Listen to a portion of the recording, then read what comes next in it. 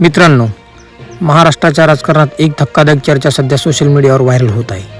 अजित पवार जिवंत आहे का? की ही फक्त एक अफवा आहे? की यामागे मोठा राजकीय मास्टर प्लॅन काय आहे? आज आपण शांत डोक्याने पुराव्यासह आणि राजकीय विश्लेषणासह संपूर्ण चित्र पाहणार आहोत. व्हिडिओ शेवटपर्यंत बघा, कारण शेवटी एक मोठा मुद्दा सांगणार आहे मी. अजित पवारांची राजकीय ताकद. अजित पवार म्हणजे महाराष्ट्रात जलद निर्णय घेणारा नेता, बारामतीचा मजबूत प्रभाव, अर्थ खात्यावर पकड, कार्यकर्त्यामध्ये मजबूत नेटवर्क, आक्रमक राजकीय शैली. त्यांच्या एका हालचालीने सत्तेची समीकरण बदलतात. म्हणूनच त्यांच्या भोवती अफवा पसरली तर ती लगेच व्हायरल होते. अफवा कशी तयार होते? सोशल मीडियावर काय चालले? जुने व्हिडिओ नव्या कॅप्शनसह, एडिट केलेले फोटो, गुप्त माहिती नावाखाली पोस्ट. राजकारणात अफवा 3 कारणांनी पसरतात. पहिलं म्हणजे सहानुभूती तयार करणे, दुसरं म्हणजे विरोधकावर दबाव, तिसरं म्हणजे कार्यकर्त्यामध्ये ऊर्जा निर्माण करणे.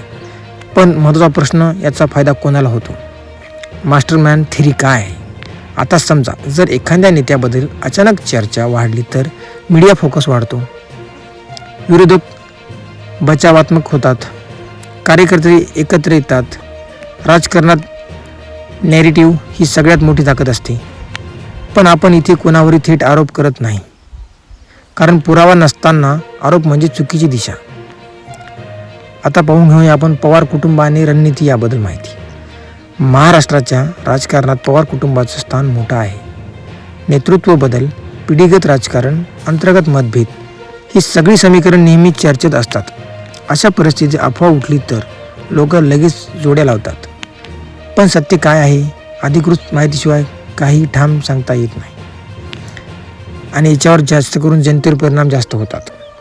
अफवा पसरली की कार्यकर्त्यामध्ये संभ्रम वाढतात, बाजारपेठेत अस्थिरता वाढते, राजकीय वातावरण तापतं. म्हणूनच जबाबदारीने बातमी देणं महत्त्वाचं असतं. क्लायमॅक्स आणि निष्कर्ष. मित्रांनो, राजकारणात प्रत्येक हालचालीमागे रणनीती असते. पण आपण प्रेक्षक म्हणून काय करायचं असतं? अधिकृत माहितीची वाट पाहायची. सोशल मीडियावर पोस्टवर लगेच विश्वास ठेवायचा नाही, तथ्य तपासायचं. अजित पवार जिवंत आहे की नाही हा प्रश्न नाही, खरा प्रश्न आहे, आपण अफवांना बळी पडणार का? जर तुम्हाला असं थेट निर्भीड विश्लेषण पाहिजे असेल तर चॅनलला सबस्क्राईब करा, व्हिडिओला लाईक करा आणि तुमचं मत कमेंटमध्ये नक्की लिहा. धन्यवाद.